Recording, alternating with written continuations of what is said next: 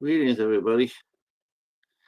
It is Wednesday here in southeastern Michigan, and we have thunderstorms.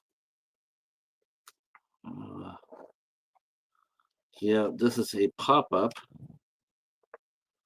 Been waiting for the storm to hit most of the day. It's been overcast and cloudy and very, very hot. And the more we have thunderstorms, the more it'll cool down a little bit. That'll be good. So I got something really unique here, and hopefully people will come in here. Um, Yeah, this is open lines. I mean, whatever you guys want to talk about, we'll talk about, including sharks. Everybody loves sharks. Let's see. See, Anthony went and saw the Fantastic Four. He said it was crowded. Yeah, I just saw Donald the Farmer at the theater by himself watching together. I have heard more stories about that than such a long time. Lady Valerie is in the house. All right, all right. You're gonna do a push tonight. We're doing a push. Now, push means that we're gonna highlight a couple of channels here to help them reach their goals. We're gonna do this. We had a really good time last time when we did Barb's channel, Fear of the Talking Head. We got her 14 people, and she is safely past the 100 mark now. But we got her 14 heads. That was a pretty freaking amazing, if you ask me. Uh, Hopefully everything is doing well. We got thunderstorms. I'm not sure which way they came, Valerie. I'm not sure if they came from Ohio way or your way. I have a feeling they probably came from your way. They probably came through and over Wisconsin. Uh, because I saw they had rain delays in Chicago for a baseball game. So I'm thinking maybe that's what most of the time we get the storms going from west to east anyway. It's pretty rare that we ever get anything from the south or from the east. Most of the time everything we get is from the west. All right. So I'll wait till a few people get in here, then I'll tell you what we're going to be doing here, other than open lines.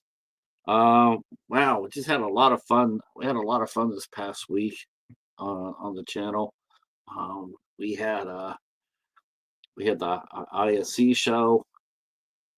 We talked about the Clove Hitch Killer. That was a lot of fun. Uh, we're joined by special guest Ken from Sledgehammer Horror. He and I held it down while Mary and Ben had family obligations, but we kept it going. It was a really good discussion, I thought, and then come back here in August 17th. We're going to be back to Midnight Society because we did that. We talked about the Black Coat's daughter, and for August we're going to go back to A24, and we're going to be talking about Cut Bank, which is a really good movie. As I call Cut Banks one of the pre-hype 24, which means this is the films that were released before anybody knew who A24 was. And I have a lot of those movies, actually. I have a lot of them. And yeah, they're really strong, really good movies.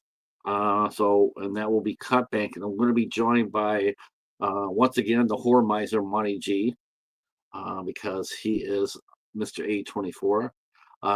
Ben will make it here with us from Cadaver Club, and he might have a special guest pop up with him, hopefully so.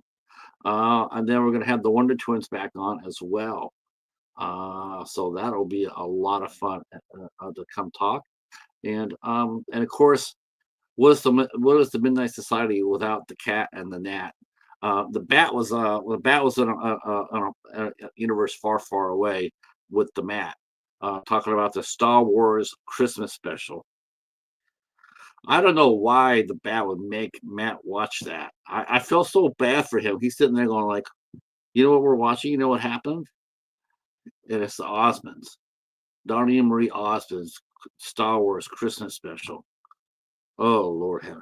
The only thing they got the right about that whole show was the fact that Donnie and Marie, like Luke and Leah, were brother and sister, and Donnie and Marie did not smooch on camera. Um, yeah, it's been pretty stormy here for the last hour or so. A lot of rain. We certainly do need it. I know I do. It feels like all the hard work I put into the summer so far, and chopping down my yard and getting rid of the trees, it has all gone for naught because they are growing as fast as I could cut. But I did hit the YouTube and to get a couple of ideas for to stop these weed trees from growing. And I'm going to try one. I'm going to try one tomorrow, maybe two. Uh, One is to put bleach around them. That sounds that sounds like a plan to me. Uh, t- uh, to put bleach around them, uh, and also two, is to spread is to paint the trunks. So because they can't breathe, so you put waterproof paint on them, and that's supposedly to help them die out.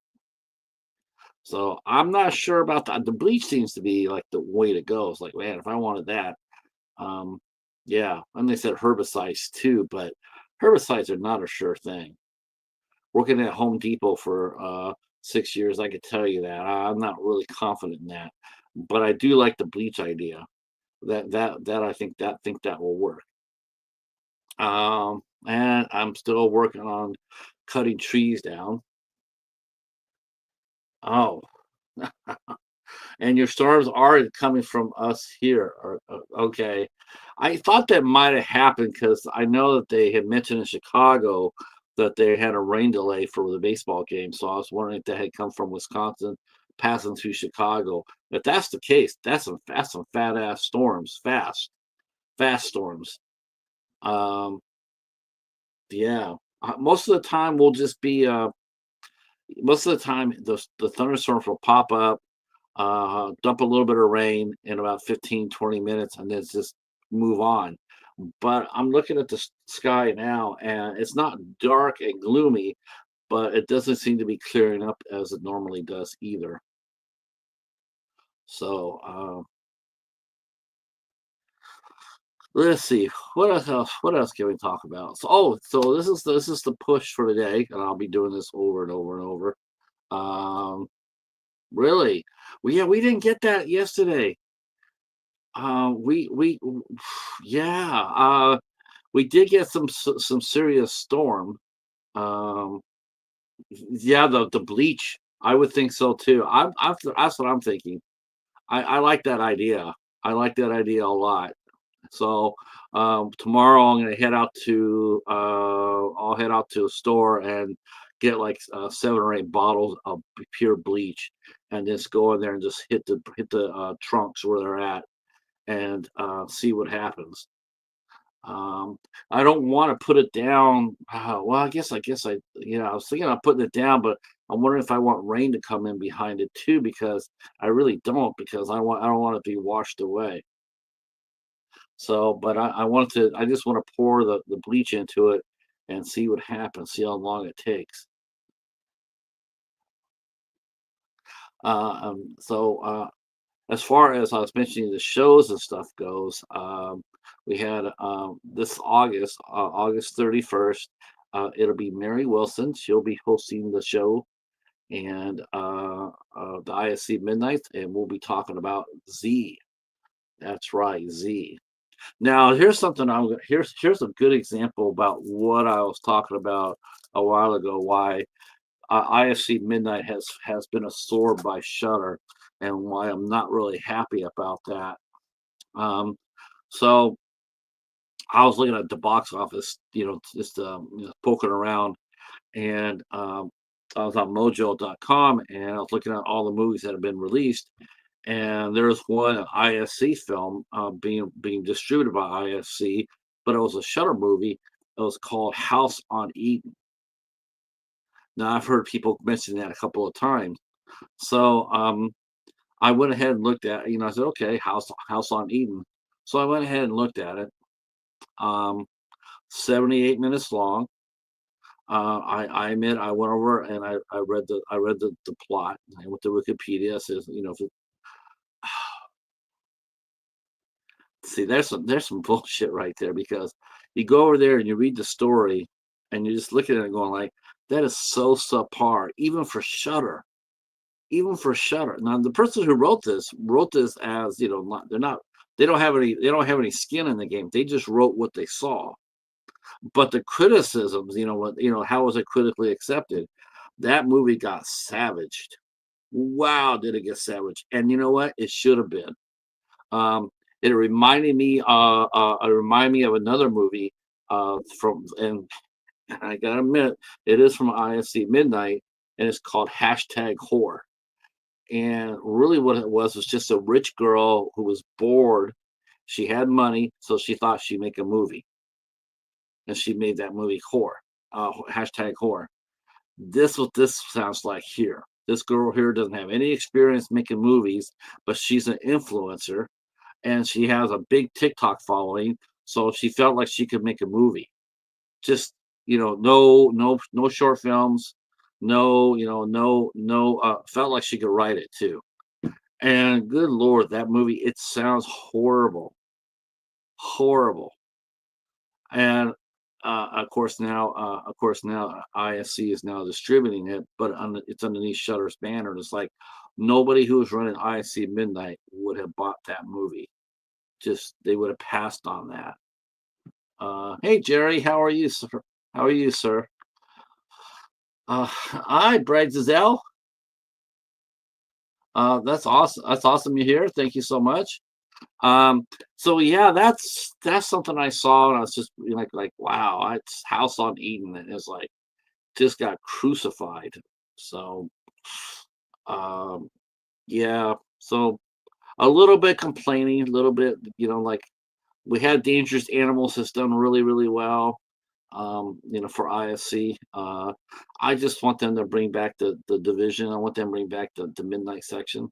Um, and of course, we don't know what Ben will be doing in September, but rest assured, whatever Ben does will be fantastic. Just like Mary Wilson, her picks have been fantastic as well.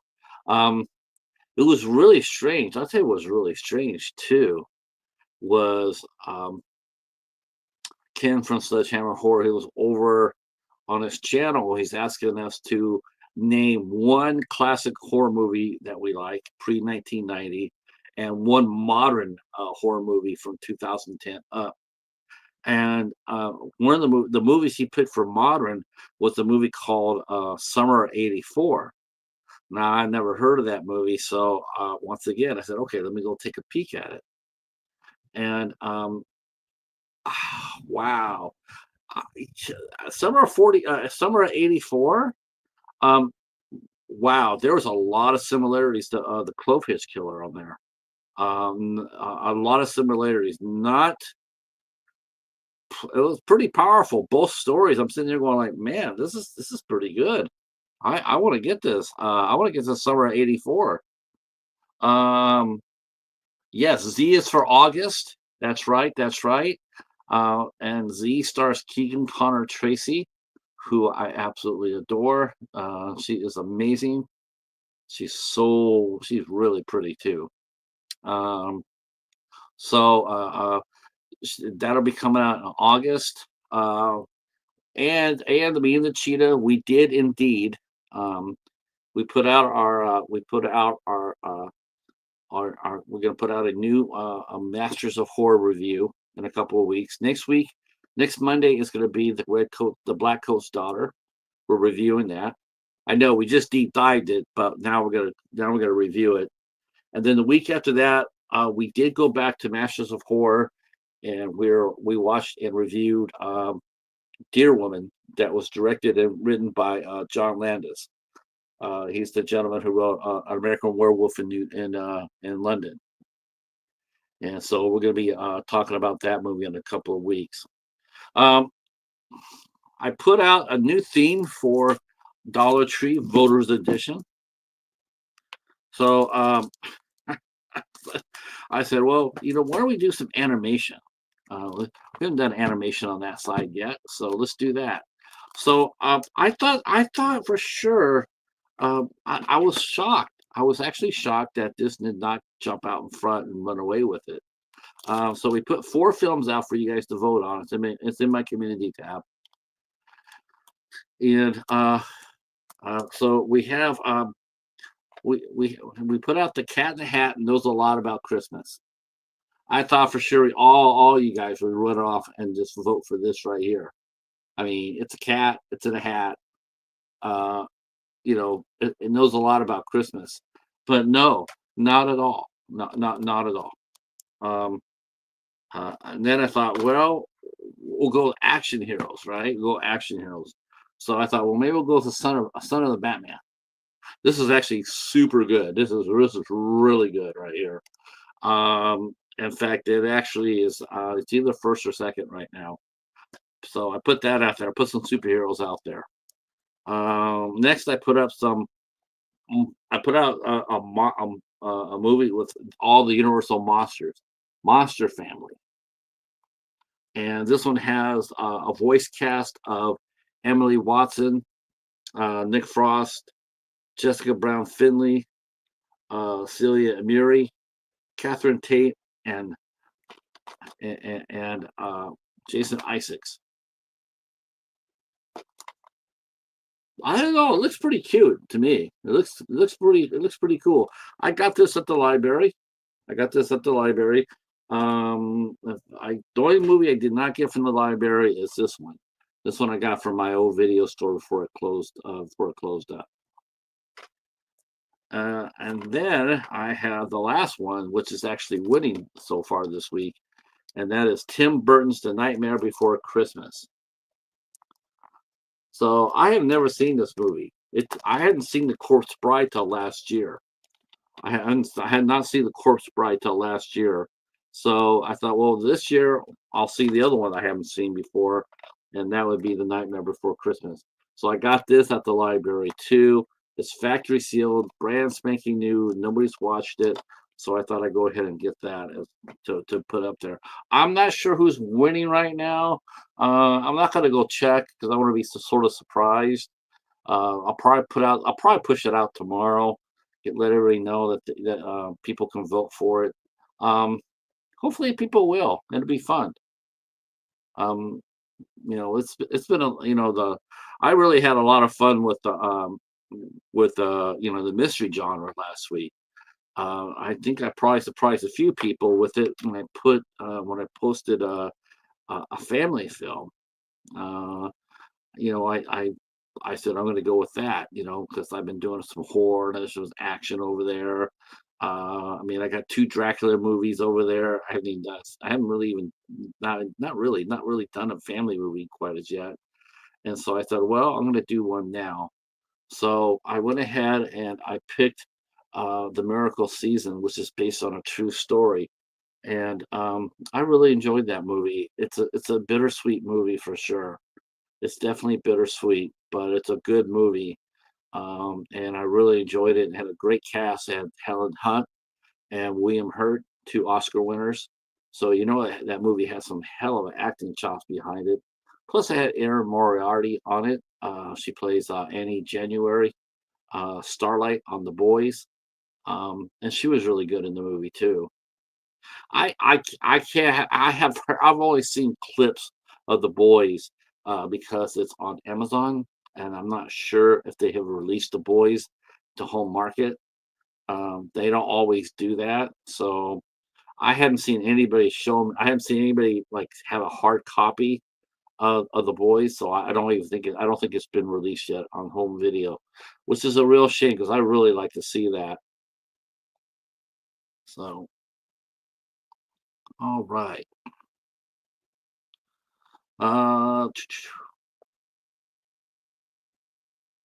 well, I was listening to a channel today. I was listening to a channel to. Oh, before I get into that, there is one I definitely want to plug. I definitely want to promote. So our good friend Eric from Hey Internet, it's Eric. Uh, he is doing theme months all this year. He's doing theme months. Um, and so this month in July, like June was John Waters month. So he watched the movies that were related to John Waters. And he got to see Hairspray, by the way. I think that's his first time they ever saw Hairspray. So I was really happy for him for that because Hairspray is a hell of a movie. And it's definitely my favorite John Waters movie, for sure. Um, and the month ended because he had to move.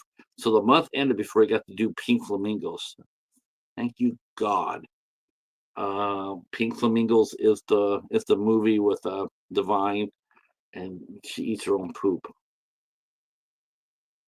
But he didn't get to watch that, so that was a good thing because really nobody wants to watch that. Nobody does. Anyway, he decided to come back in July, and he's going to be doing Jurassic July, and then of course for August is Action August. Um, I suggested some help for August, but I haven't heard back from him on that. Um, Probably has to do because I'm doing Mark Polonio week again. I don't know. I don't know why wouldn't he trust me? I mean, I have I have good picks. Anyway, though, Eric is doing Jurassic July, and he's done like some of the Jurassic Park movies. He did take one from me. He did take one movie from me, or not movie, but he did take an episode of the show Dinosaurs that aired in the mid '90s. The show was running for 3 seasons, and the creators the ratings are okay, not super spectacular. They're okay, and the creators thought that what, I have a feeling we're going to get canceled. We're gonna, and what I like to do before that, I want to film it. I want to film an ending. I want to film a proper ending for the show. So that's what they did. They actually made a ending episode just in case they got canceled. And sure enough, here comes, the ratings came out. They weren't doing that well, and the show got, saying, yeah, we're not gonna keep you. So, um, the creators, they came up with a hell of an ending. So Dinosaurs is basically like the Flintstones in reverse, right?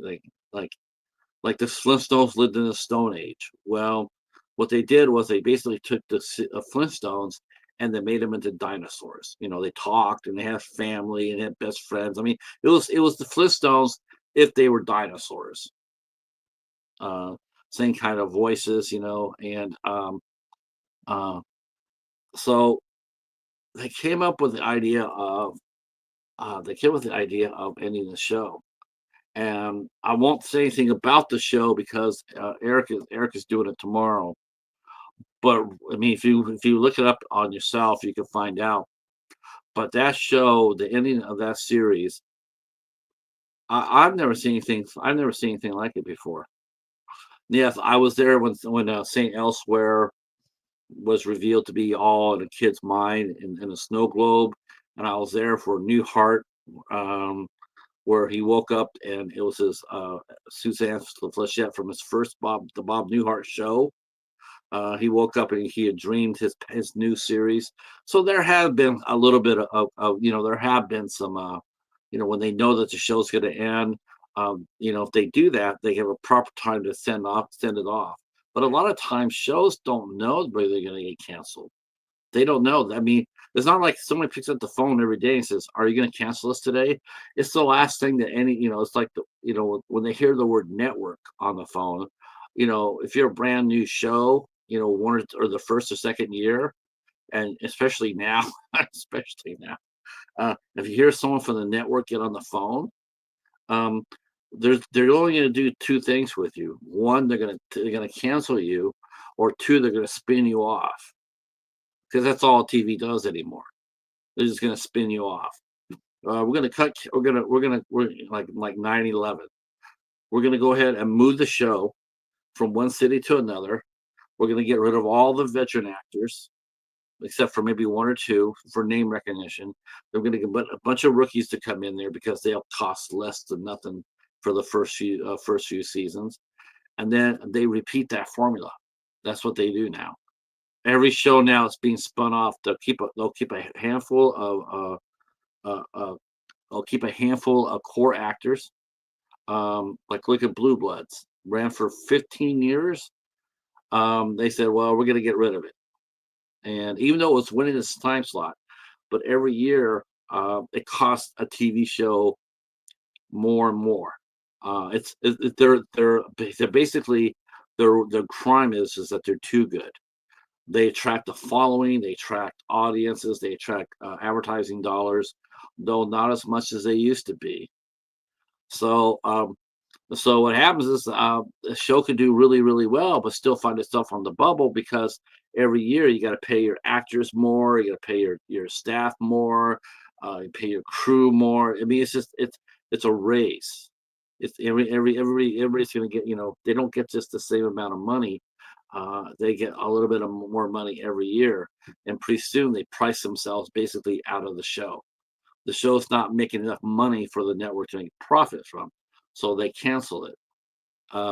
Or in this age, they spin it off because they really have no other ideas. They really don't have any other ideas. Reality shows are done for cheap. Uh, they're doing a game show, cheap money. That's cash right there. Celebrity Jeopardy, cash. Because they're not going to be, most of the time they're going to be doing something for charity anyway. So the production values don't have to be sky high. So three people probably from the same network airing the show. They throw them out there. They play the game. It costs the show. It costs the network pennies on the dollars. A show like Big Brother, same thing. We get 24 slobs, stick them on a set, and then we have a handful. We have a small crew, and that's what they do. They basically they basically save money, make money.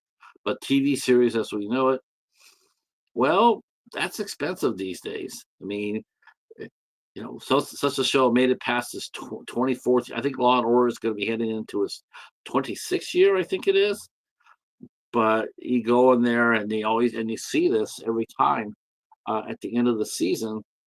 Everybody but Ice T and Mariska Hargitay are pretty much on the bubble as far as being let go or not. Sometimes they'll go to a cast member and they'll say, "Hey, what we'll do with how to keep you is that you're not going to be on every show. You're going to be on every other show. So we do 22 episodes. We're going to try to get you in there between 11 to 14 episodes, just to let people know you're still there and you're still vital to the show. But we're not going to have you on the show for the entire season because it costs too much money for us." Um, it was weird when SWAT aired on CBS, and then it went from CBS. It looked like it was going to get canceled, and then they moved it to Paramount Plus. They moved to Paramount Plus then, and then they got canceled again, and so it looked really bad. And then Shamar Moore, who was the star of the show, he campaigned for the show to come back. How I explained it before, it's like they cancel the show. What they'll do is they'll spin it off, bring in fresh faces that no one's heard before, and start all over again. And that's what happened with SWAT. All the guys that had worked on that show, they were getting the hook, except for Shamar Moore. And and the rest of the guys are going like, man, I thought we stand together on this. Like, like if they want us back, they could have us back. But being and especially as I guess the way he went about it left a lot of his co-stars were a little bit miffed. Like he pretty much did the United Front thing, but then he went around the back door and sit there and say, "Hey, I want to do the show again. Let's just make it. Let's just center it around me leading a brand new team of fresh faces. So none of the other co-stars are going to come in there, which saves the network a lot of money." Now, those actors there were pretty pissed off. One, because I thought we are supposed to be in this together, and two, that he went behind him like that. It's like, wow, that's no, and Shamar Moore did not apologize for this. He says, I worked hard to get where I'm at. I get that, and he has. Shamar Moore has paid his dues. I'll be the first one to shake his hands and sit there. But I also would sit there and say, "You didn't do it the right way," you know? You just didn't do it the right way. You needed to be upfront about it, you know? To sit there and say, "Hey, last man standing." I'd rather see you do that. I'd rather see you sit there and say, "Hey, I'm willing to take a pay cut, let's get the show back on the road." But going behind, your friend's back and sit there and go like, "It's all about me." Man, that yeah, that didn't I don't think that went over too well. No, but it's supposed to be a pretty good show. Um, I'm not sure I don't know how many episodes they air a season. I don't think it's 22. Um, so uh, it's funny. It's funny. I'm watching the people react to "I Know What You Did Last Summer," the reboot, and it's really funny is that how uh, um, the original movie, The Fisherman, the fisherman was Miles Watson, and a lot of people don't realize this, but Muse Watson, uh, he went on to he went on to a tremendous run NCIS. He went from being pretty much who is he? Who? Um, and then he played Jethro Gibbs's mentor. He was so good on the show too, so good.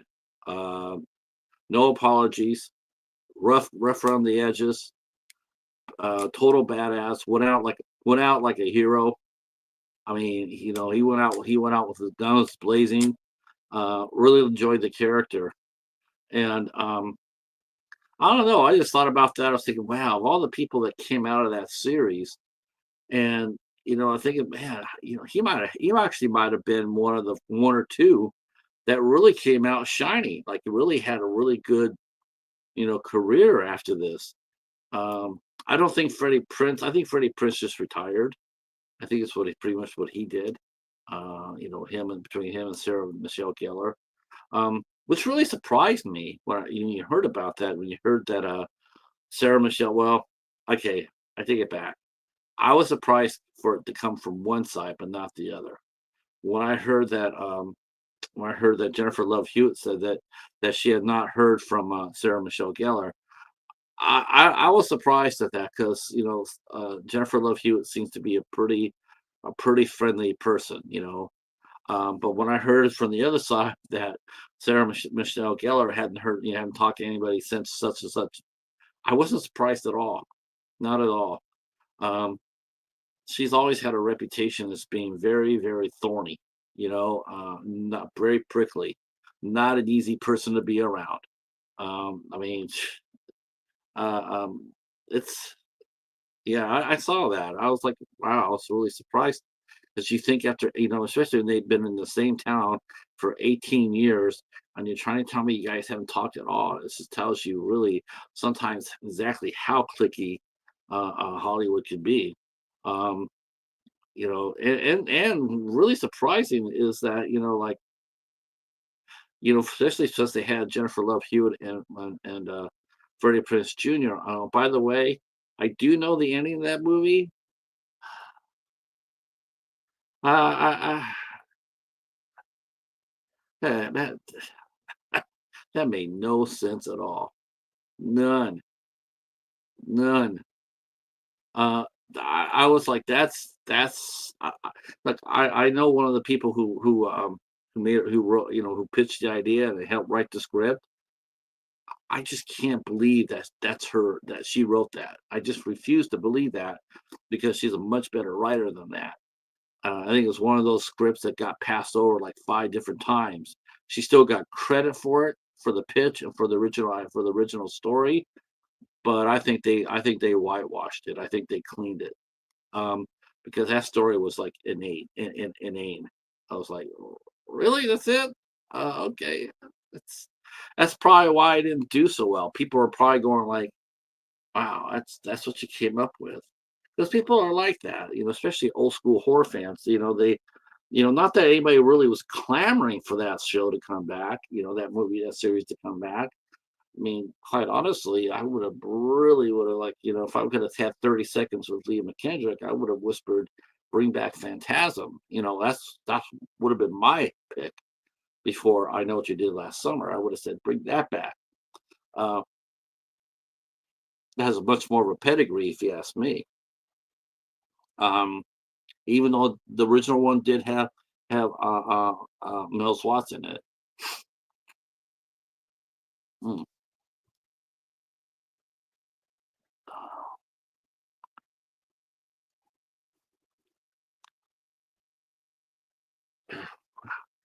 Okay, sorry about that.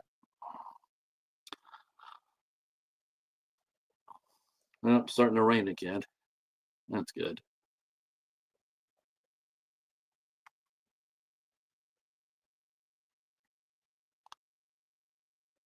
I see that the movie Together has come out, uh, and some people are already the producers of that movie, Dave Franco, and I don't know who else. I heard they got sued for an idea. I think the people who did the substance were pretty upset because it had a similar type of vein to it.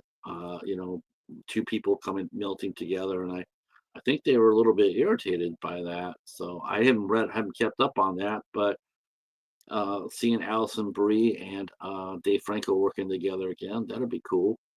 Um, and it's been a pretty good summer too, as far as movies go. Um, Fantastic Four did pretty well.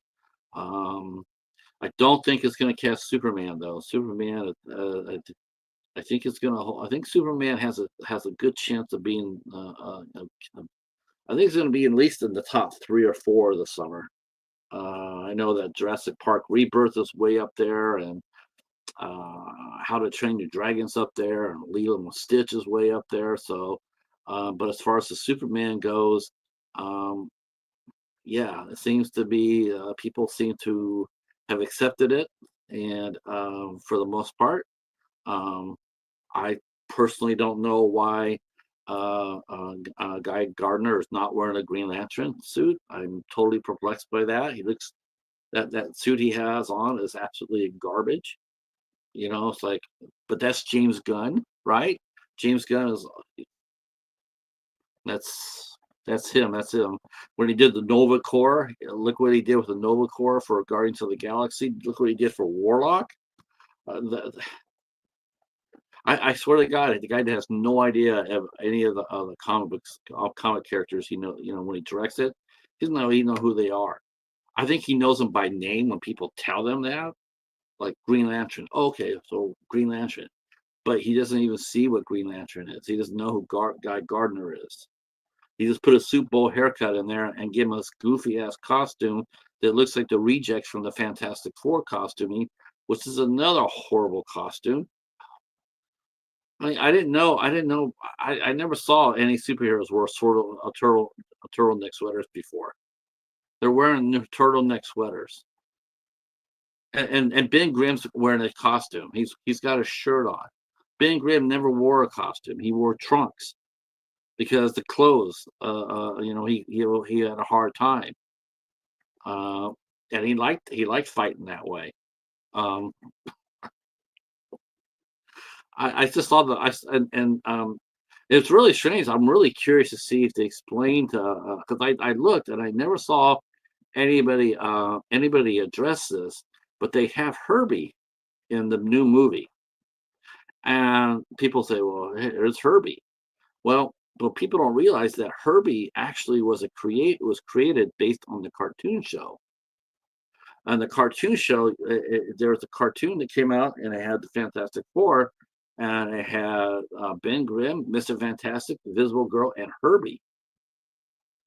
And the reason why was the networks thought that if they saw the Human Torch, kids would want to be like the Human Torch, and they light everything on fire. So they asked Marvel not to have the Human Torch onto the cartoon. That's why, if you see the early cartoon with the Fantastic Four, that's why Herbie's there. It wasn't because Johnny because they lost the rights to Human Torch. It was because the network didn't feel comfortable have a young teenager say flame on and fly around and have impressionable kids wanting to do the same. So I get that. I get that. I mean, look at I mean, before you sit there and say, but it was just a freaking kids cartoon. Yeah, but look what happened with Jackass, right? I mean, how many people were look what's happening with TikTok today. I mean, kids are stupid. They we all are. We when they grow up, they all go through that stupid phase. I'm immortal. Torch me up. Uh, flame on. Um, but it was interesting that they kept Herbie into the movie. I thought that was all right. I was like, okay, that's cool. Um, now everybody I know has seen the movie. Said that it's okay. I have not heard anybody jumping up and down sit there say that it's really really good. I haven't heard anybody jump up and down and say Superman's really good. I've heard it say it's good, but no one to sit there and say it's Brandon Routh or Christopher Reeve good. They just say it's good. It's there. It's um and I saw Nicholas Howe. I saw the clips of him as Lex Luthor. He's game. I tell you what, he was game. He was game, but I think he overplayed it. I think his Lex was a little bit too over the top. And who would ever think this? Because I'm sure he's now in his 30s. But boy, he looked really young as Lex Luthor. I mean, really young. Um, and so does Superman, for that matter. Superman looks like he was just, he's 25. So that would be like not too far out of his first year. Interesting. Um, and I guess they have the Justice Gang. Justice Gang. Why can't we use the Justice League, or at least the Justice Society, the Justice Gang? This is what I mean about James Gunn. This is exactly what I mean about James Gunn. He does some stupid ass shit like this. I mean, just like, dude, you got all the rights. You have nothing to worry about in terms of naming rights. And believe me, just because just because the Justice League was used for in the Flash, or Superman, or the Zack Snyder cut, the Justice does not equivalent one for the other, because if there's one thing you should know about comics is that, especially with super teams, they always interchange members. They always do. It's like once every 2 years, one of the things that the Marvel and DC did was they would have a shifting of characters. Like they would have a standard Avenger team. They keep it for 2 years, maybe three, and then they shake it up. Put fresh combinations in, just to keep everything going, keep everything popping. Because after a while, you wouldn't want to come in and read the same five heroes are fighting fighting the villains. That it's some teams were stronger, some teams were weaker, some were smarter, some had a lot of tension, and you just didn't know what you were going to get with every issue. Would that be the issue where they just imploded? Would this be the issue you know, one person quits? I don't want to be captain. I quit. What This was a popular trope back then. Um, but it would have been all right for James Gunn to use Justice League in the Superman. But good Lord, he had to. Why? What was up with Guy Gardner's suit? If anybody can tell me this, I mean, if anybody can tell me this, if I decide to leave this up, um, yeah, tell me. I like to know. I really would have. Like, how did that happen? How did that suit happen? Did he lose a bet? I mean, did Nathan Fillion, lose a bet? I just, I was glad to see him in it, though. I mean, it would have been cool. He had the attitude of Guy Gardner. Um, but he just didn't have the costume. You know, and his hair needed to be a little bit more blondish. Um, Guy Gardner he's an interesting character. Um, Batman actually knocked him out, and while he was full Green Lantern, he knocked him out. Even though he had the Green Lantern ring on, he knocked Guy Gardner out. That's amazing. That's still talked about today. Uh, that one where Spider-Man had to save Madam Web, and he had to lift a building off of her at him. And Spider-Man, he also fought Fire Lord, who was he was a cosmic being. He was a herald of Galacticus. We'll talk about that in a minute. He was a herald of Galacticus, and he came down, and him and Spider-Man had a miscommunication, and they fought, and Spider-Man literally beat him. He beat him down, and Thor's like, "Holy shit!" You know, it's like I don't even know if I could do that. Um, yeah, it was a good it was definitely good. Speaking of Galacticus and the Fantastic Four, so you know, hey, what's going on, Luke? Hey, Corey. Oh, well, that's what I was hoping to do. I was hoping to attract some more people in here because I'm hoping to attract some more heads in here today because I noticed you're only 12 away from 500. So I was going to see if anybody want to come in there and sub to your channel. But wait for people to come in. So um, you and the professor has 388 and you have 488. So if I got some heads in here, I'll see if we can get you a few more heads on your channel. And I'm just ranting about some superhero stuff. Um, so as far as the Fantastic Four goes, I know a lot of people lay into the Tim Story, the movies, and I don't think it's fair. I don't think it's fair at all. One, the first movie is an origin movie, always going to be the toughest movie for any franchise. The origin movie is the hardest, especially a comic book one or a novel one, because you have to establish who the character is to everybody who doesn't know who the character is. Yes, I know who Spider-Man is. That's great. But the rest, I can tell you, four of your five neighbors, they don't know who he is. You know, they don't know the Fantastic Four like you do. So, yes, you know the Fantastic Four, but your neighbors don't. And instead of them sitting there going like, well, what does he do? How come he's wearing that costume? And how come that guy's on fire? You have to go in there and you have to explain to them who these people are, how they got where they got. Um, and so Tim's story, and I like the two Fantastic Fours. That I think they were extraordinarily. I thought the first one was solid. I liked the first one. I didn't like what happened to Doom.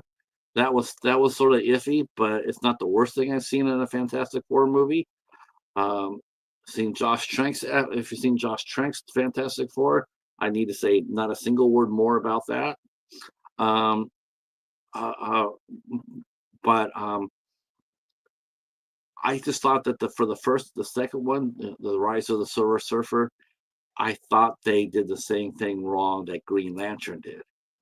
Their eyes were much bigger than their stomach, so they saw this like, hey, we're gonna make this big splash, and we're gonna go get Galacticus, and we're gonna get Parallax, and it's just like you don't have the tech for this. I mean, even the Avengers didn't have the tech for this for Thanos. If you go back to the first Avenger movie, and when Thanos comes out in the credits, he looks light years better by the time you got to Endgame, right? He looks like instead he looks like a cartoon in the first Avengers. He looks all CGI and it's not very good, and it did age well.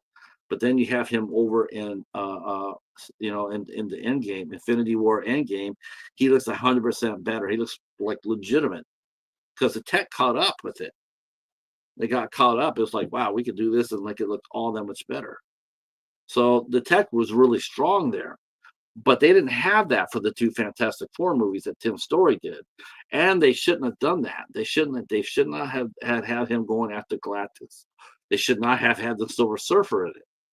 the Fantastic Four has enough rogues gallery to establish them without trying to get to the heavy hitters, because you weren't going to bring Galactus to the screen. He just weren't. He couldn't. You couldn't do that with the Green Lantern, with Parallax. All they did with both movies, they had giant clouds because the tech wasn't there to support it. They couldn't create a legitimate Parallax, and they couldn't. Oh hell, they couldn't even do that for the Spectre. Um, I mean, and they couldn't do that for Galacticus or either. So, um, I think that's the problem with the Fantastic Four first steps is I think they're too ambitious again. It's just like, wow, you're. I know they want to establish Doctor Doom. They should have did Doctor Doom this one. If you wanted to do it, you should have did Doctor Doom here, because that is a not only and the same thing with Doctor Doom though. Unfortunately, Marvel does this every single time. Every time they get a hot character, they decide that they have to be the second coming and third coming and the fourth coming of Superman. Um, you know, Doctor Doom is a strong is a villain. Yes, he's a very good villain.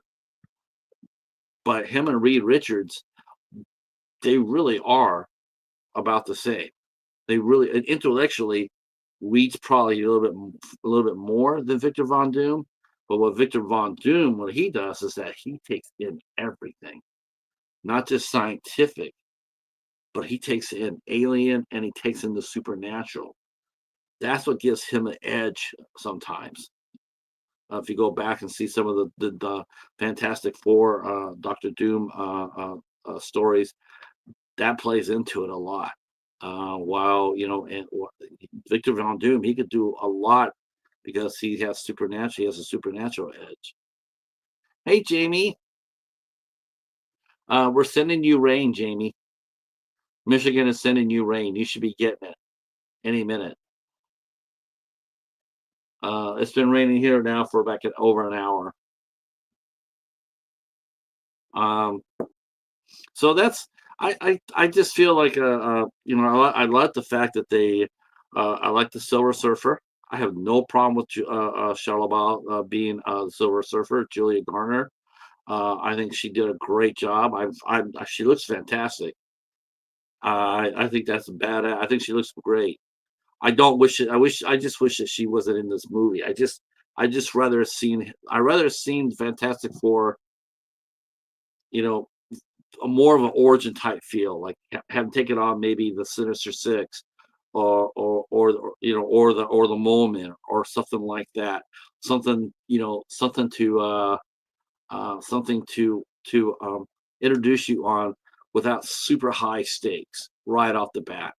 And it's like I yeah, I just don't feel like I don't think they did basically they did the same thing that Tim Story got accused at, and I don't think it was Tim Story's idea to do Galacticus. I think it was the studio's idea, and because I mean the first movie is very conservative. If you go back there and really watch the first movie for the Fantastic Four, that's a conservative film, right? I mean, they showed off some powers, they showed some abilities, and but they defeated Doom, in a pretty pedestrian way. But that was all right because they're brand new. Uh, oh, hopefully so too. Yeah, all right. Um, I just want to know about those turtleneck sweaters that they're wearing. I think Luke was the one on his channel. I think he was asking, or maybe it was no, maybe it was Kenny. Um, maybe it might be him. They're asking if Pedro Pascal was overexposed. What? Pedro Pascal? I can't get enough of that guy. That guy should be in every movie everybody's makes. I don't want to go see a movie at the theater if Pedro Pascal's not in it. How did that even happen? I mean, seriously, how did that happen? I think the first time I saw Pedro Pascal was Wonder Woman 84. And after that, he was in everybody's movie. Everybody's. I mean, you got a movie you're making. You need an extra to cross the street to help walk the little old lady across the street. I'm your man. I mean, his agent must have said yes to everything. Look, here's how we're going to do it. Here's how we're going to do this. People, whatever people send me, I'm just going to approve it. I don't, it doesn't really matter what it is. It doesn't really, you won't need to read the script because we're going to accept it. So that's what they did. Um, you know what? I tell you the show that I do like him in, and it's really funny because it's the one with Pedro Pascal for president.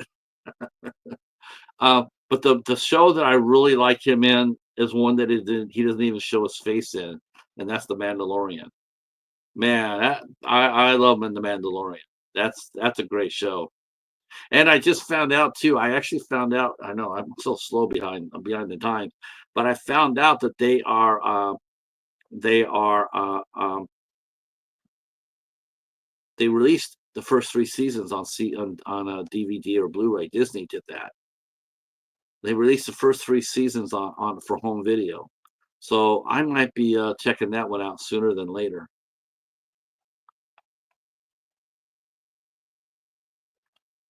Let's see. Hey Jennifer, how are you? Pedro Pascal. Yeah, that's the first. That is actually that's the first time I saw him. Dell was when he did Wonder Woman 84. But he's in everything. He's in that new movie Eddington now from A24. That guy is everywhere. I just want to know if you go to the show, Dell. I just want to know about those turtleneck sweaters that in the Fantastic Four are wearing. I swear to God, they should be in the Alps somewhere, skiing down a mountain because they got the outfits for it.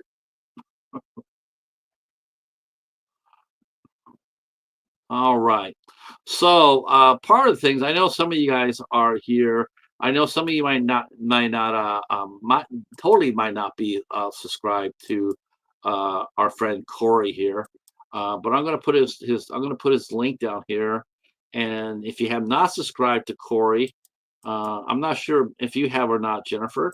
But if you want to subscribe to our good friend Corey, there's his channel right there. He is close to 500. He is close to 500. He is at 488. Um, and so if you have not subscribed to his channel, jump on there. He does great content. He does a wonderful afternoon talk. Um, uh, oh, nice, nice. So you moved to Georgia. That you should do very well down there. You should do very well. How far is Warner Robins from Atlanta?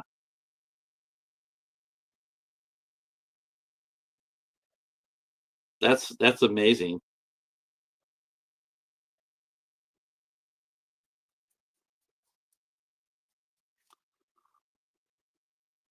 Definitely like to if you got a couple of pictures. Yeah, congratulations. Let's see. I know that. Let's see, and of course we have the professor too. So let me go ahead and do the professor because he is at 388. He is at 388. So I'll throw him on there as well. Chances are that everybody's not a sub to the professor. Corey has a yeah. When you get settled down, Jennifer, I'll have you come back to the show, and we'll catch up with your writing. We'll definitely do that. Have you come on an afternoon, and we'll just wrap.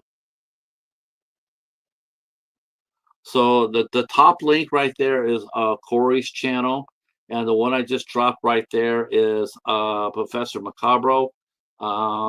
Thank you, Jamie. And there it is. There's Corey's channel right there. If you haven't subbed to either one of those two, the Professor and or Corey, please do so. They're only 12 away from 500 and 400. Those are pretty big numbers, and we all remember how it's like when we hit those marks. We were really excited about that. So, and Corey really deserves it. Um, hey Jen, long time no see. Uh, yeah, let's do that. Let's see. Oh, oh, okay. Well, mine didn't work. Oh, oh, that's not good. Oh, you're right. Nope. I don't know what. Ooh, I must have done me. Oh, that's what I did. You're right. I did me. I got three screens open, so I've got confused. Thank you, Jamie. All right. And there's Jen and Jennifer. The universe is Jennifer, and yeah, zoinks, zoinks.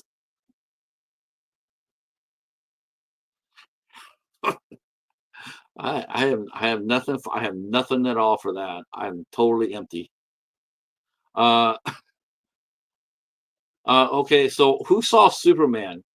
I was talking about Superman earlier, and I know I was making fun of the Fantastic Four, their costumes because they look like turtleneck sweaters. I just want to know. I just want to know one thing. I just really like to know who the hell dressed Nathan Fillion as Guy Gardner.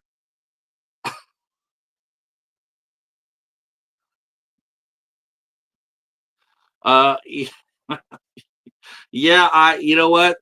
Yeah, what can I say? I would be, shit. I don't even know what they even look like anymore.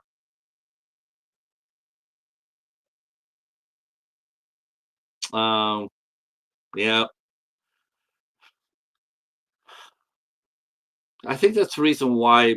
I think it's probably the main reason why men get married so fast after they lose their wives. Most of the time, when a spouse dies, if a husband and wife and the husband dies, most of the time the woman never remarries.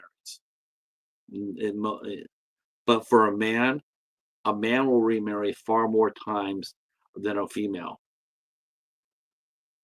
They will. They will not stay. I think past Patton Oswalt. I don't even think his wife had been buried into the ground yet before he was getting married.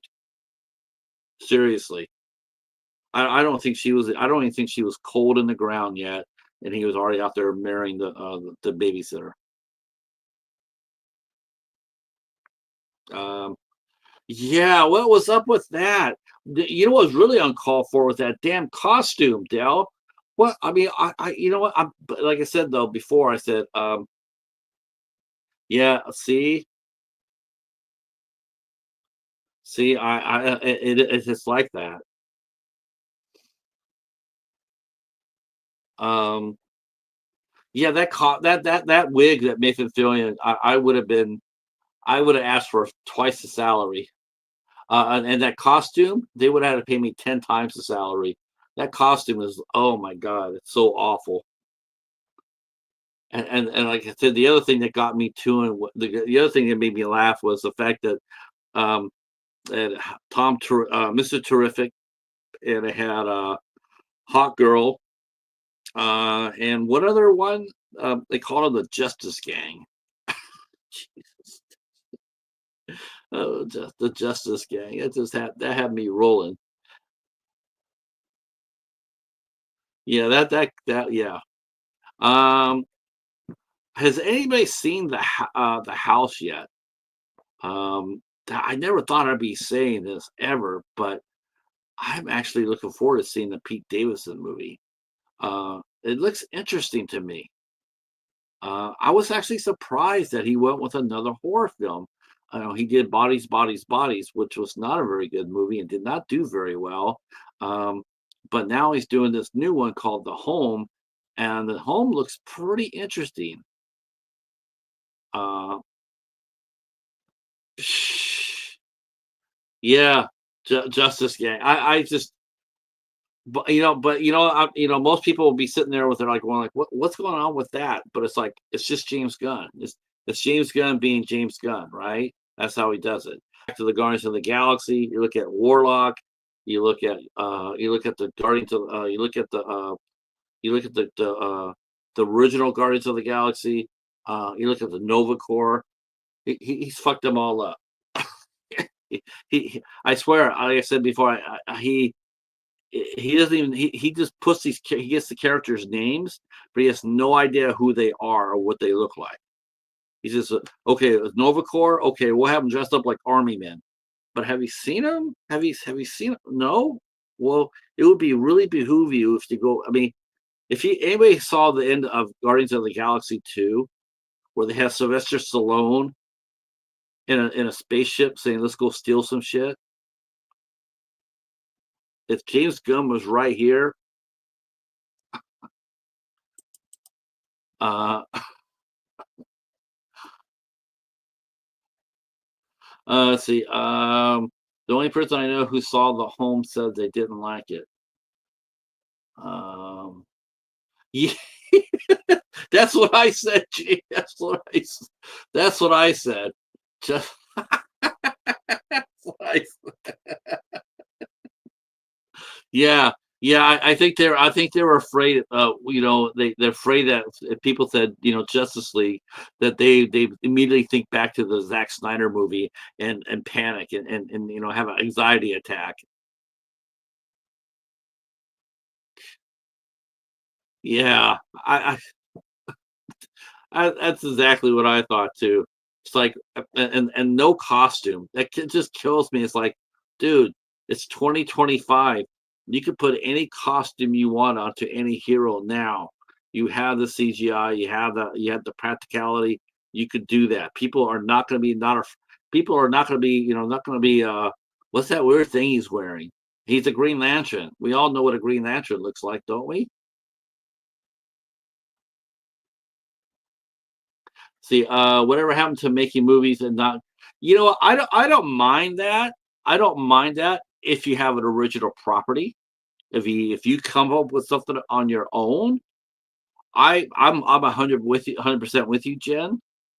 But considering that people like myself and all the people who bought comic books and collect comic books and talked about them and kept them alive, I just think out of respect for that and for the work that the artists and the writers and the inkers did, I don't think it's too much to ask for them to actually put them in a freaking damn costume.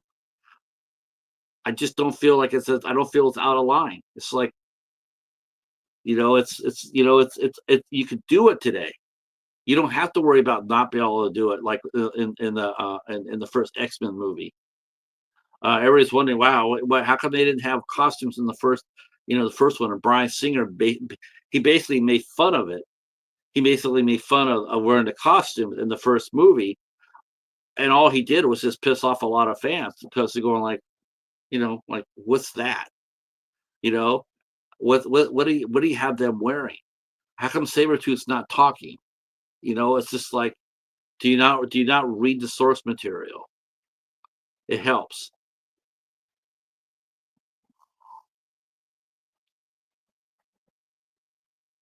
I think honest to heaven, I think that's exactly what it was. I think they did it with Justice Gang as not to use the Justice League. Hell, they could have used the Justice Society. No one's going to complain about that. They could have used the Justice Society. Um, no one's going to complain about that. Fans are smart. They understand that if you called it the Justice League, we know that it's not the Justice League from the Black Adam. It's not the Justice League from Superman versus Batman. Oh, you just watched it, huh? Oh my gosh, that's my favorite superhero movie, Jen. That's my favorite one of all time. I'm a Marvel guy, but I love the Watchmen movie. Oh my gosh, that's my favorite. Yeah, that was a great movie. Fantastic movie. Yeah, dude, how Jackie Earl Haley as a Rorschach. Absolutely. I mean, dude, he would have kicked Batman's ass in that movie, without a doubt.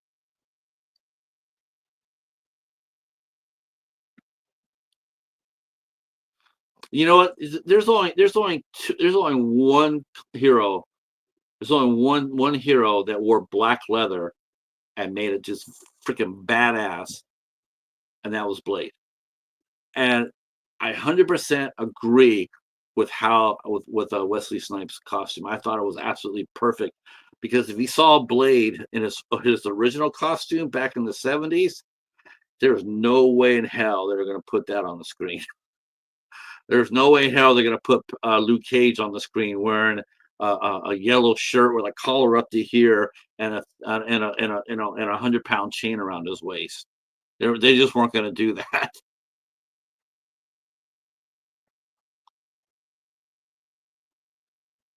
Michael Keaton or well, yeah, those guys were midgets. But Blade is the only one that truly wore leather. And well, it's not leather, but if we go to latex, Michelle Pfeiffer. I mean, she wore latex pretty good. Oh my gosh, poor George Clooney. That guy, he was so embarrassed. You could feel that. You could see, he made a great Bruce Wayne though, right? To me, he's my favorite Bruce Wayne. That's exactly how I always envisioned Bruce Wayne to be at. But good Lord, did he have a hard time, being in costume? He was just, he was embarrassed. You could sense that. I bet you, I wonder how many times they would yell cut, and he'd be sitting over on the phone to his agent saying, "What the fuck am I doing here?" Jamie says, Jamie says the nips are hilarious. Yes, yes, yes. He does. You go back and rewatch that, he is not a happy camper. Oh, Michelle Pfeiffer is, amazing. Amazing in that role. Yes, I no fight here.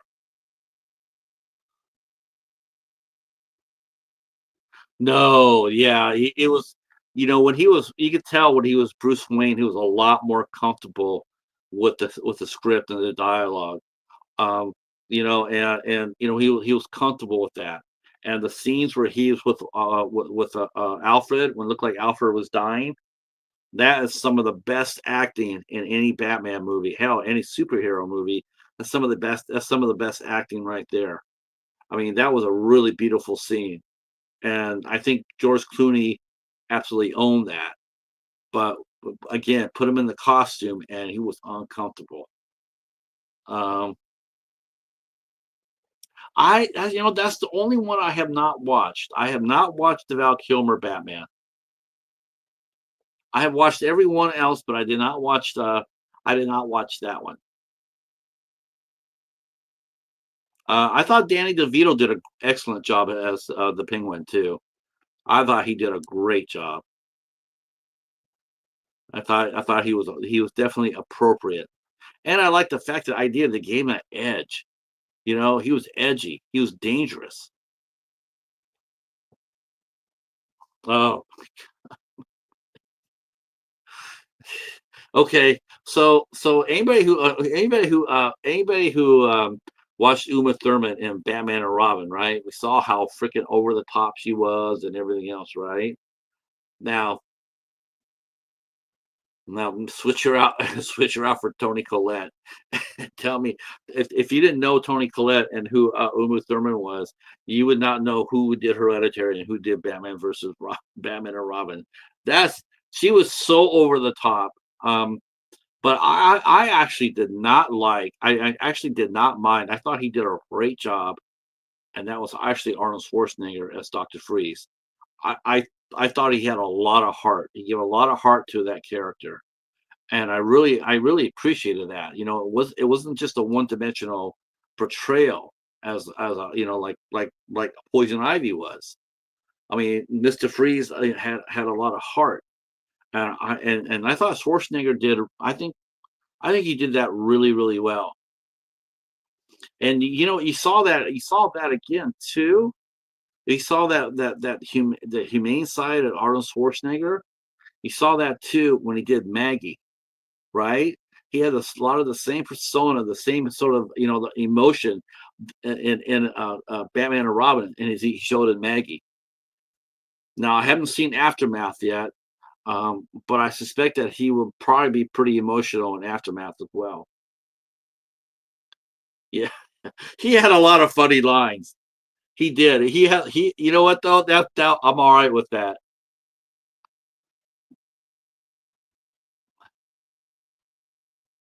Well, see, that's what I thought about Toni Collette. I thought she was just campy as hell. I just couldn't take her. I couldn't take her seriously. Yeah, yeah, it worked. It definitely worked.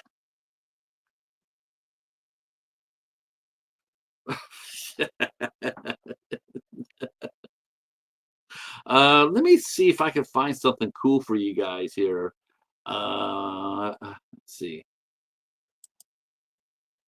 Man, I hope I can find this.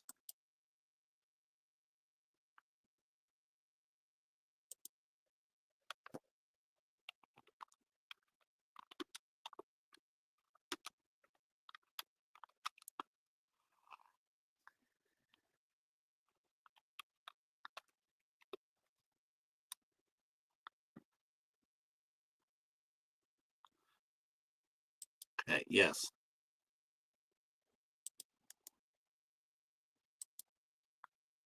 Okay.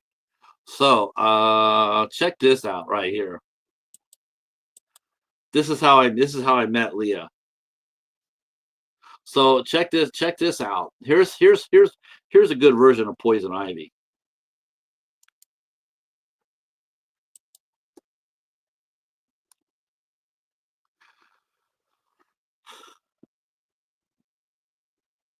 Let's see. I put together an impromptu outfit inspired by her for a Halloween costume contest coming up, and I should not have been wearing a two-piece green bikini at that age. Oh, yeah, too little too young, huh? Well, this is the short film that I actually met Leah McKendrick on right here. Leah McKendrick is the young lady who wrote the original story for I Know What You Did Last Summer, the remake. Um, but she's also did some acting as well. And her producing partner Mariah Owen, they made this short film right here, the Poison Ivy short. It's badass. One of the best. It's one of the best fan films I've ever seen. It's really cool. And there's appearance by a fellow Batman actor.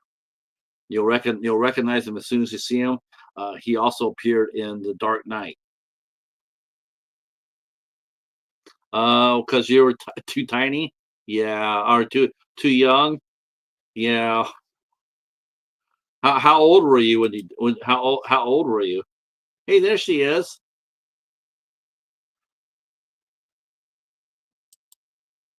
Hi, Dylan. How are you?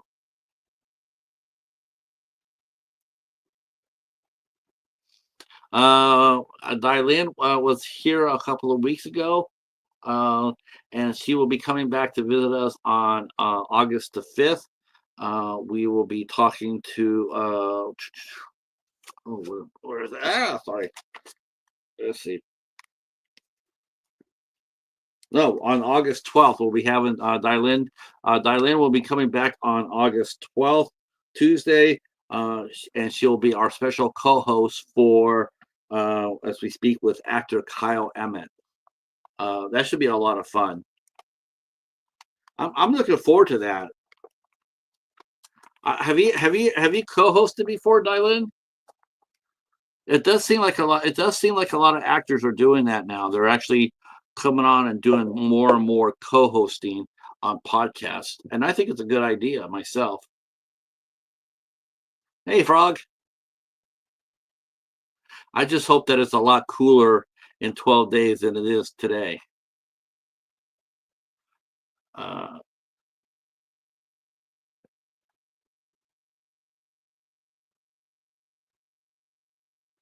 Let's see. Well, speaking of calendar, I should just break that out since I already had it in my hand here. So we are looking to fill some spots in August. I've been dragging my feet. Um, but August 5th, we have director Thor Moreno will be here on August 5th. August 6th, we have Mike and Sheldon from the Graveyard Shift podcast at 8 o'clock. And on the 12th, I just mentioned that with Dylan and Kyle. And then on the 17th, we have a full panel. Um, oh, good. I think you'll be great at this. I think you'll be great. I think you're going to have a lot of fun. And you get to ask a lot of the questions. I'm just going to be sitting in the background and letting you get to ask all the cool questions. I think you'll have fun doing it. And you haven't. Wow. I'm glad we're going to be your first to co-host. It'll be a good. It's going to be a good night. On the 17th of August, I mentioned that we're going to be having Ben from Cadaver Club, the Horror Miser Monty G, the Wonder Twins, and they'll be joining me, the cat, and Justin, the bat, for the Midnight Society. We're going to be talking about Cut Bank. That's going to be 8 o'clock. And then on the 31st, I have more dates to fill in here. On the 31st, we'll be on the ISC Midnight Show. We'll be taking a look at the movie Z. Mary Wilson will be hosting that night. Yeah, congratulations on your promotion too, Dylan. I saw that on your page. Congratulations.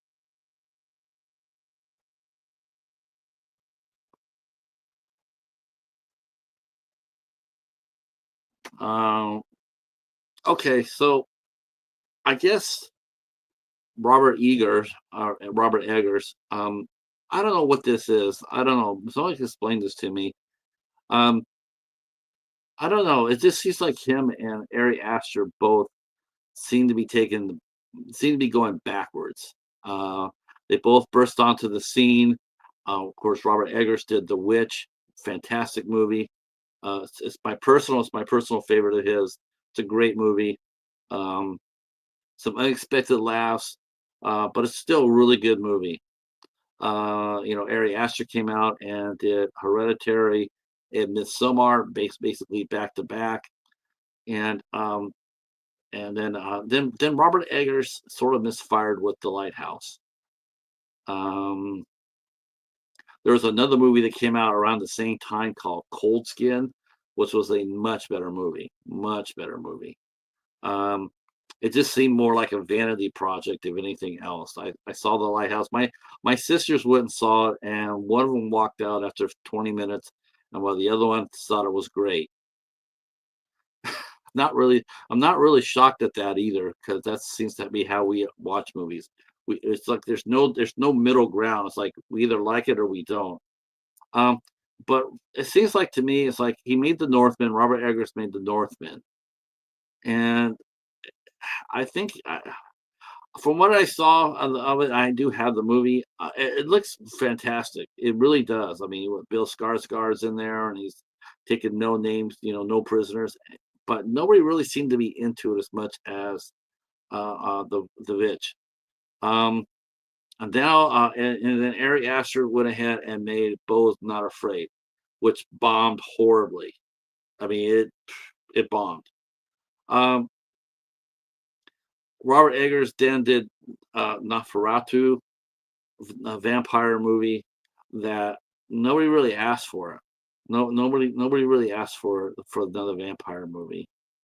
Um, I think a lot of people might have went into because they're interested in seeing it was him. Uh,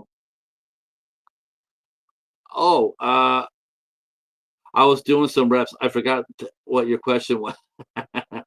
No, I asked if you had ever hosted before, and you said not yet, but you will. I'm surprised there's not a podcast based in your area, Dylan. Like someone in Kansas City or Topeka, they're not doing a podcast that you guys could pop up on. I mean, they seem to be everywhere these days.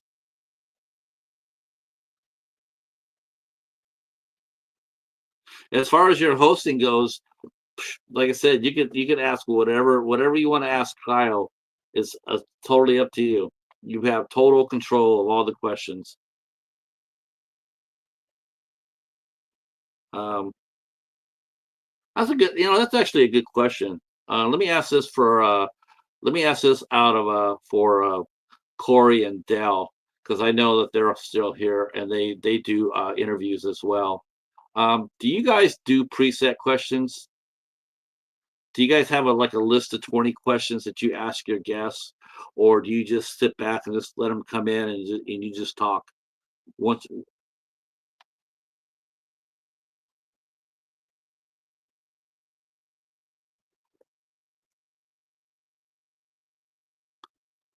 I've always felt I mean I guess I could see some people doing scripts, writing it out, writing the questions out, or certain topics.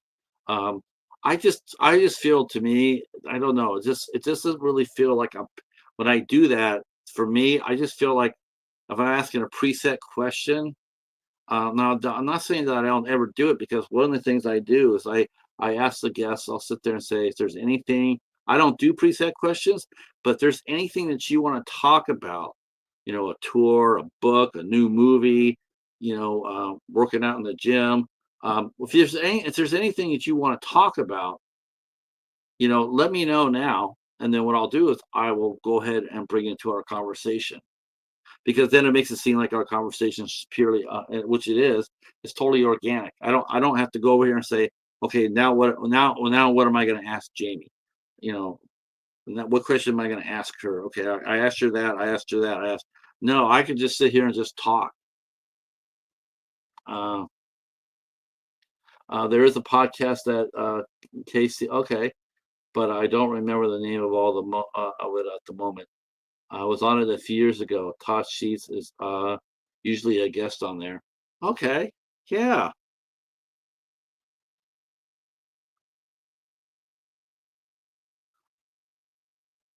I'm glad Todd's doing that. It's funny. It's really funny. And you see this all the time now, but a lot of times, a lot of directors and producers and what have you, a lot of them sit there and say like they don't have time. They don't have the time to do press. Like I get the movie done and I move on to the next one.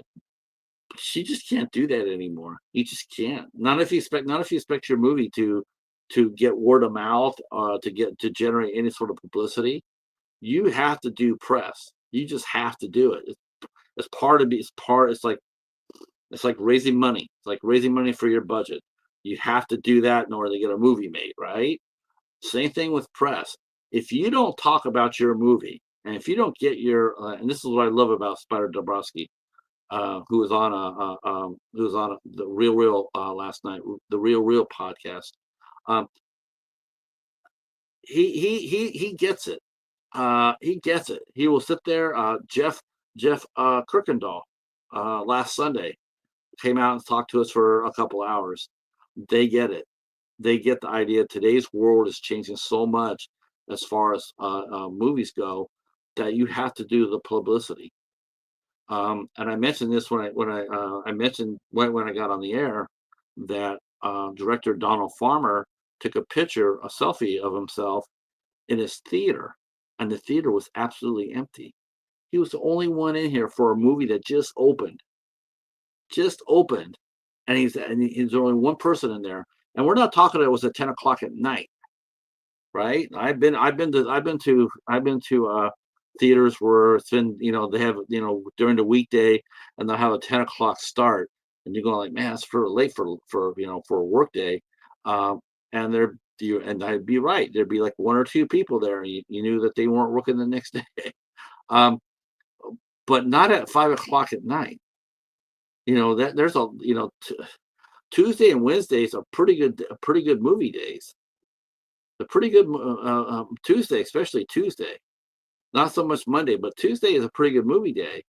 And to come in there and only have one person there inside your theater, like, you just got to get out there and you gotta. Hey, it's no longer well, it's no longer just the biggest outlets. I'll just do I'll just do TMZ. I'll do those places are going away. MTV News is gone. I just mentioned it's gone at the end of September. All those media places, the one where the wide amount of people, they're slowly falling. They're falling away. Pretty soon, podcasts like this with 7 people, that's your new normal. That's your new normal. Doesn't look like much is in the room, but I tell you what, about another 90 days, I'll draw more people than News did because I'll still be here and they're not. And that's how we have to look at it. Journalism, as far as entertainment journalism, has really changed.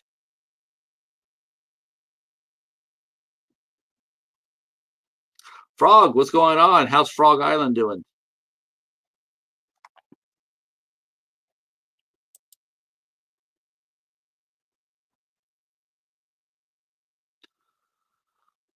All right. All right. Well, I got a lot of the. I got.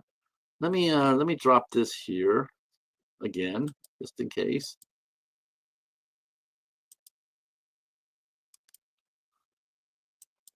Because I don't know if Dylin has done this or not. But if you're still here, Dylin, if you want to go over there and connect with our good friend Corey, um, Corey also is the interviewer as well, Dylin. So um, if you, I'm not sure how he books his shows, but I do know that he does book guests.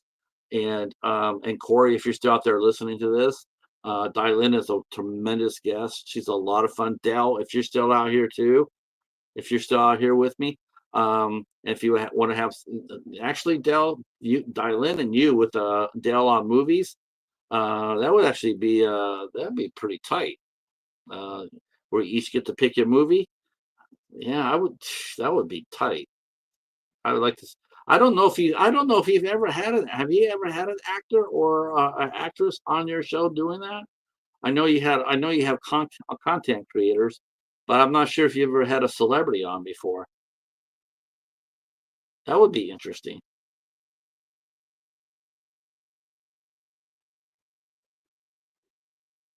See, if I did a Clash of the Titans, uh, yes. Well, there you go. You could connect with Corey. Just click on that and then hit the subscribe button. And I'm gonna do one more for you. This is Professor Macabro. He loves horror movies. He loves independent movies. Um, and he's a really nice guy. And here's his link as well.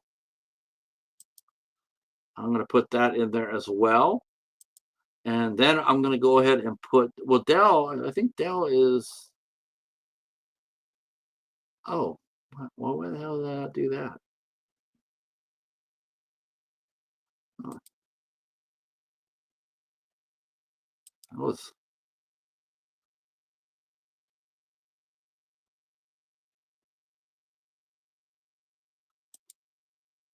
okay.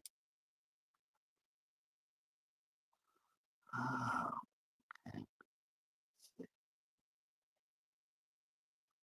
I'm gonna give you that wrench, Dell, because you're in here a lot, and I'm on yours a lot. So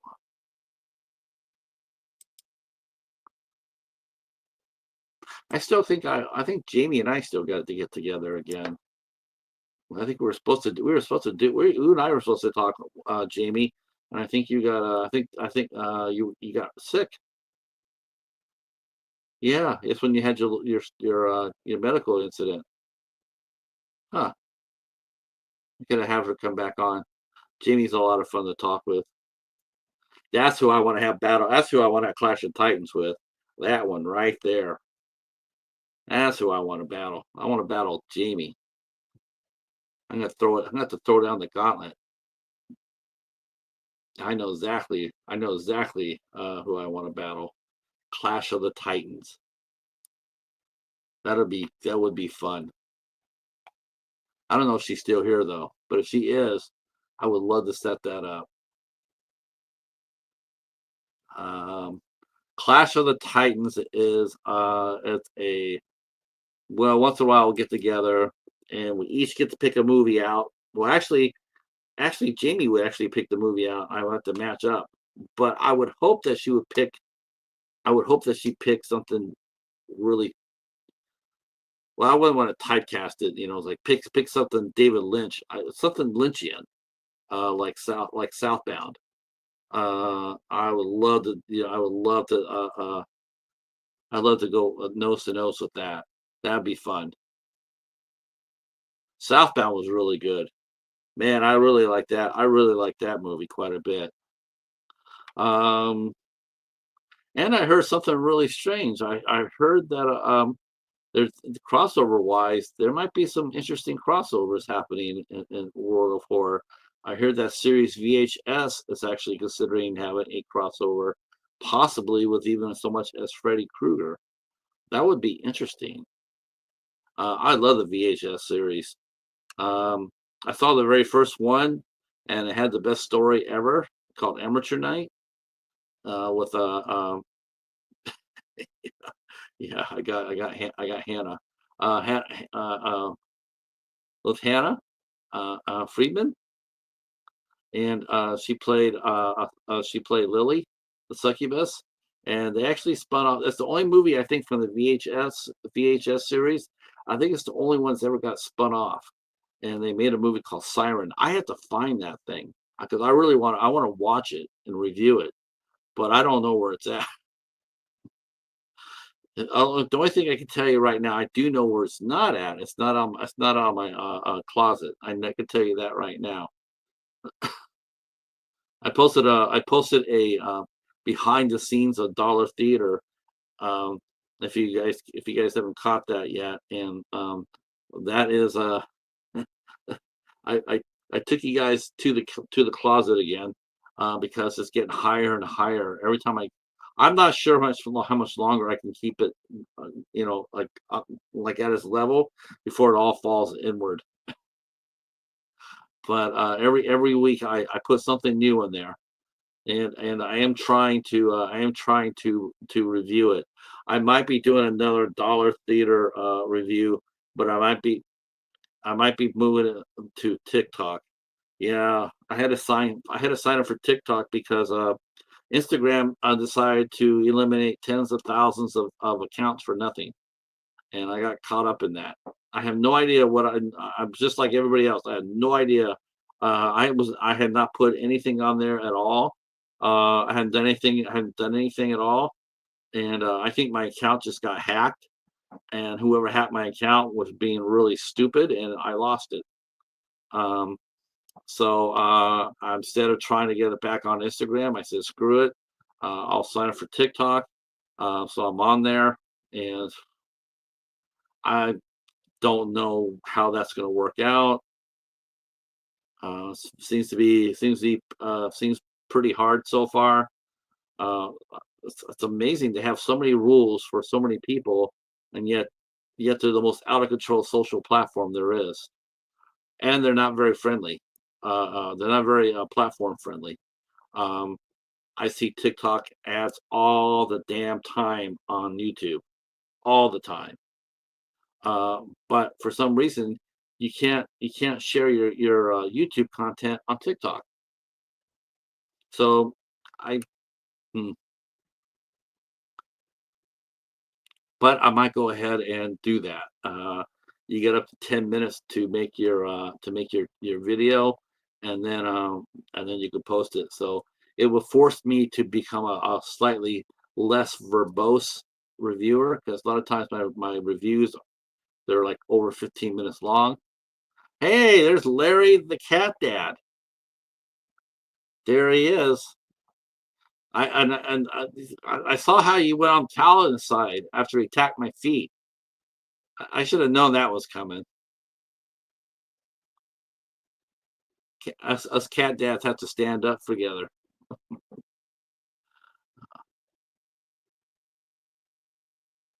Uh,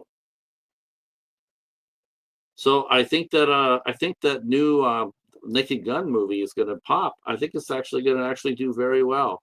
The reviews I read on it have been really, really positive. Everybody loves seeing Pamela Anderson back. So yeah, that'll be very cool.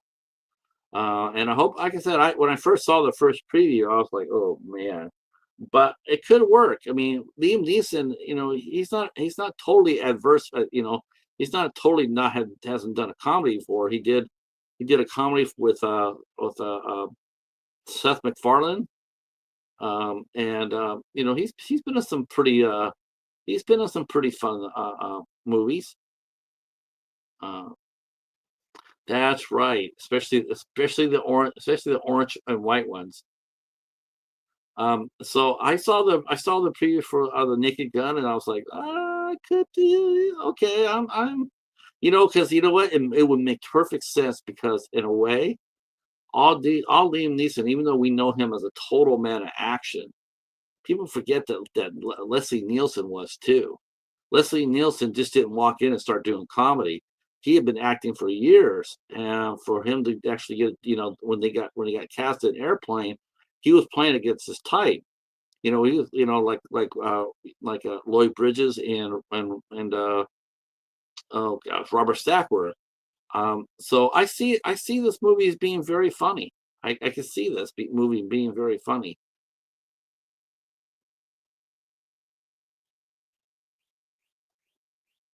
Yes, he was hilarious on the show Life's Too Short. Yeah, yeah, I think he'll be fine. Yes, Leslie Nielsen. That's right. He did one of what some people would argue one of the 10 greatest science fiction movies ever made, and that was the Forbidden Planet. And that's a tremendously good movie too. Even it came out in 1956. In fact, I actually reviewed that for Dollar Theater. I had a fun time. I had a fun time with that.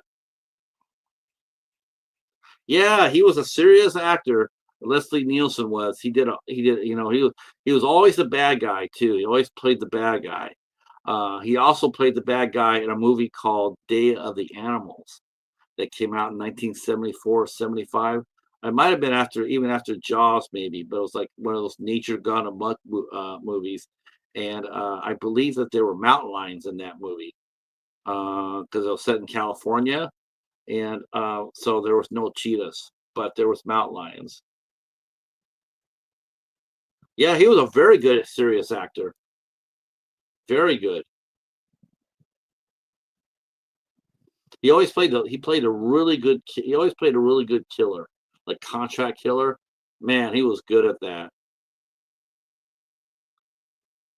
Day of the Animals, yes, with Leslie Nielsen and Christopher George and his wife Linda Day George. And it was sort of like The Happening, but much better than The Happening. Like I think they just went cuckoo one day, and he was the person behind it. I think they sprayed chemicals in the air or some shit like that, and then it caused all the animals to go goofy. And then I think at the end, I think I'm not sure who gets him at the end. I want to say it was the mountain lion, but it's been a long time since I've seen it. So, but yeah, um, and Liam Neeson. I'll tell you what Liam Neeson can do too. He can actually do drama as well. Um, he can do drama. I mean, a lot of people just see him as strictly as an action guy, but I watched him. He did a movie with his son Michael, um, his wife. You know, and that's look at Liam Neeson. Um, he never remarried after his wife passed away. He never remarried.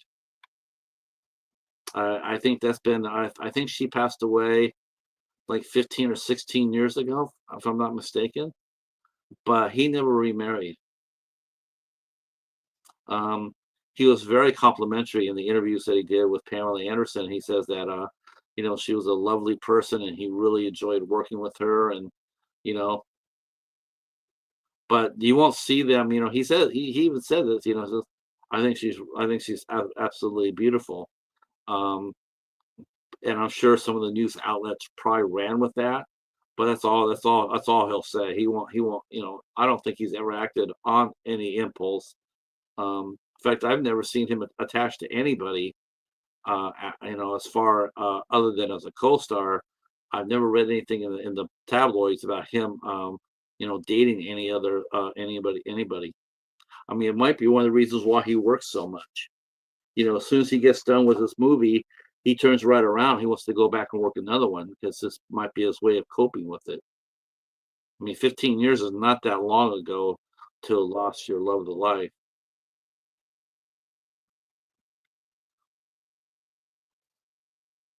I remember she did a show called Acapulco Heat, or was Acapulco Heat or VIP? Oh, it was VIP.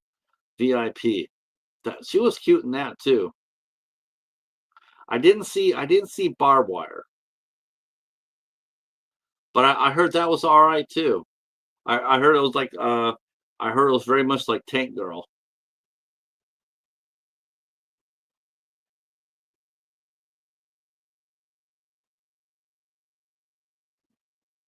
Yeah, I think she looks amazing. I think she looks better now than when she did when she was at her heyday in Baywatch. I really do.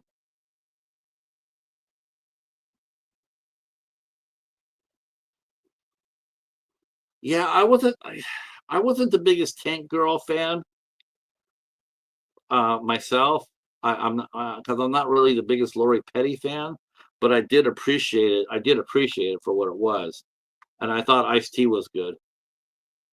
But yeah, I'm not exactly I'm not exactly gung ho on that. But I mean that's the one movie I could compare it to.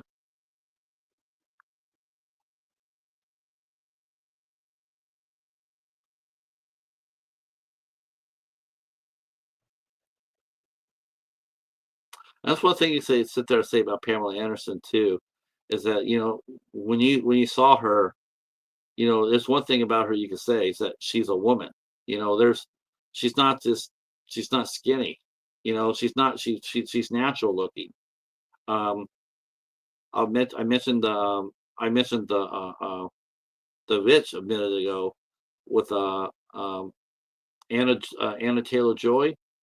Oh my lord, I it seems like the last 3 or 4 times I've seen that girl in anything, I can't really finish it out because she looks so ill. She looks unhealthy.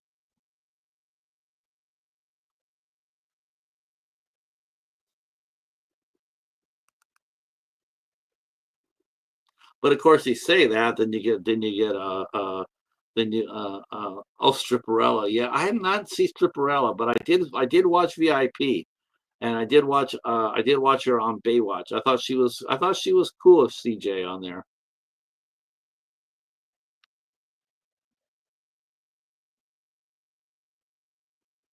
That I, th- that was an interesting show. They had some really unintentionally very funny moments in Baywatch. Didn't mean to be funny. I mean, they weren't intended to be funny, but they're still funny as hell. So they were still funny as hell.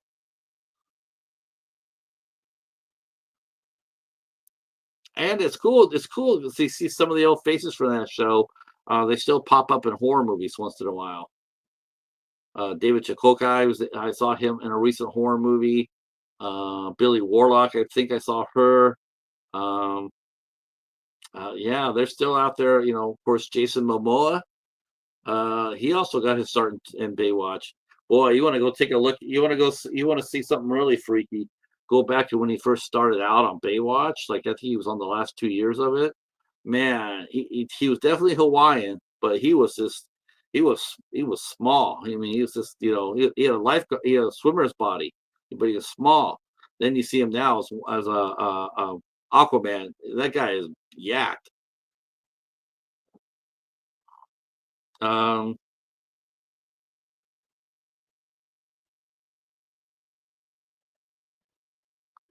then who else is on there? They've had some few people on there. Some of it was stunt casting. I mean, nobody really need, no no one nobody was buying Carmen Electra as a lifeguard. Oh yeah, I could. Oh yeah, Carmen Electra coming out to save somebody. Yeah, I'm not really going to go for that. It just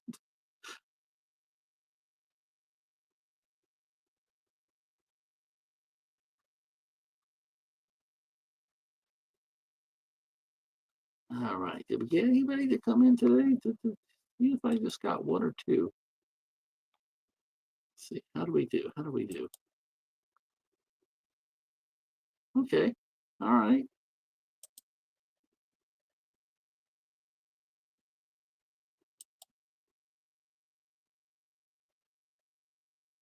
all right. Considering I told nobody I was doing this, I didn't even tell myself I was doing this until I went up. All right, what time were we at? Oh, I've been on here for 2 hours. Okay, well, I'm gonna go ahead and wrap this up. I want to thank everybody for coming out and hanging out. It's been yeah, I know, right? I didn't know it was so late. But I'm gonna get out of here and I gotta watch a movie and then I'll be back. I'll be back. See, I think I'll be back on Saturday. I think I'm supposed to be hanging out with Katie.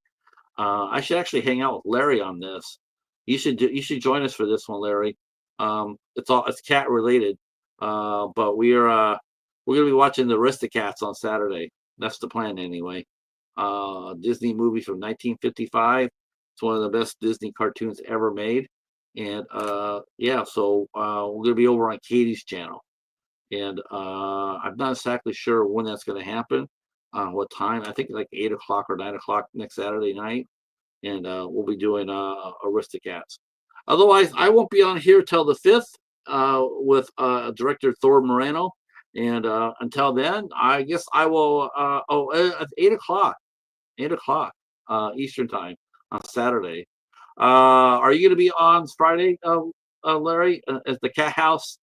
The Cat House. Is it going to be back up and running on Friday? See, now you don't have to worry about it being called the Owl House because now it's just the Cat House.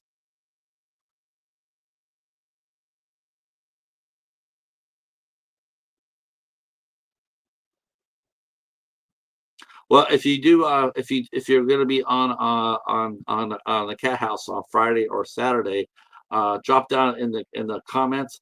I will see that. I will go ahead and put that in my community tab, and then if I don't see you guys on Saturday, I will see you next. Oh, probably be next month. Okay, the Cat House will be back in August. That's a fun show. It's Larry, also horror cat dad. He gets a guest content creator, and then or Larry. Let me just go ahead and do this right here. Oh, let me see.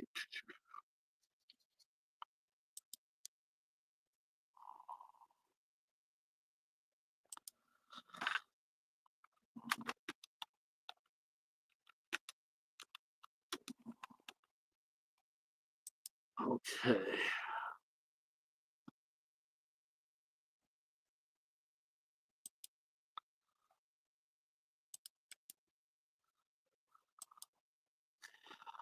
I'm not sure. I'm not sure. So this is just a pure guess. But if Larry also does interviews, he interviews content creators. But if you're interested in talking to a actress, Larry, dial in right above you. She'd be more willing to talk with you. I'm going to drop your link in the chat. So dial in if she wants to go over there and subscribe to your channel. She can see what you do and how you do it. Yeah, by all means, you guys can support each other. And if you do get an interview with Diane, let me know, and I hope you promote it. Um, and Jamie, if you're hearing this, I definitely, if you're on TikTok, find me on TikTok because I want to do a challenge. I want to clash of Titans with Jamie Hart. That'll be a lot of fun. Uh, yeah, that would be cool as hell. I love a shot at that. Otherwise, thank you so much for hanging out, Jennifer. we'll stay in touch.